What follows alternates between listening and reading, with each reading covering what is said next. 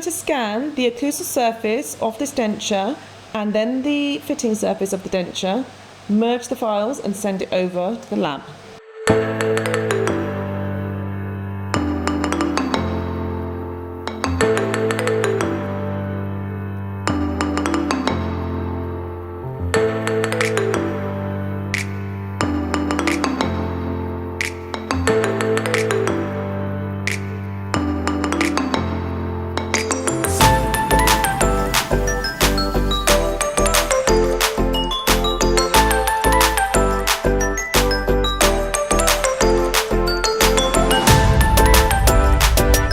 So we've captured the scan data quite nicely on this image here, and then there's the fit surface there. So we're going to send it over to the lab now.